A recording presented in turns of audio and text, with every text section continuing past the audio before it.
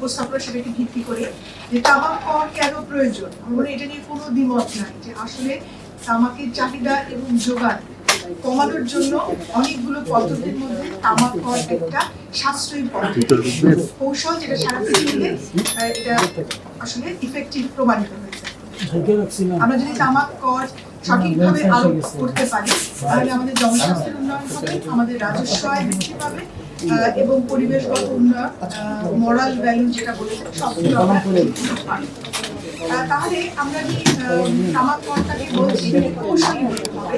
গতানুগতিক যেভাবে আমরা দেখছি বিগত বছরগুলোতে তামাক কর আরোপ করা হয়েছে, এখানে আসলে আমাদের কাঙ্ক্ষিত লক্ষ্যমাত্রায় আমরা পৌঁছাতে পারছি না। জনস্বাস্থ্যের যে উন্নয়ন আমরা চাচ্ছি, এমনকি রাজস্ব আহরণের যে লক্ষ্যমাত্রা, আমরা দুটো থেকে আমরা পিছিয়ে আছি, কারণ কৌশলগত দিক থেকে আমরা কিন্তু সঠিক কৌশল এখনো তামাক করে নির্ধারণ করতে পারি। স্বল্প মেয়াদে অর্থাৎ আগামী বছরের যে বাজেট, সেখানে আমরা কি প্রত্যাশা করি? এখানে আমরা প্রত্যাশা করি তামাকের যে দাম সেটা বাড়বে।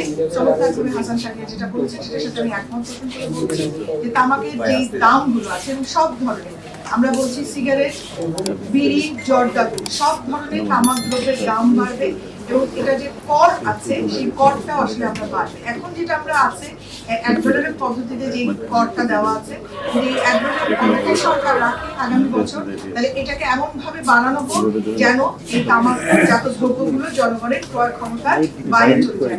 বিগত কয়েক বছর ধরে আমরা দেখছি যে তামাকের কিন্তু আমরা দাম যেমন বাড়েনি, কর কিন্তু একদম স্থবির আছে। প্রত্যেকটা টিয়ারে আমরা দেখেছি যে একই কর বছরের পর বছর চলছে। আমরা আশা করছি নতুন সরকার তাদের যে প্রত্যাশা নিয়ে তারা এখন আমরা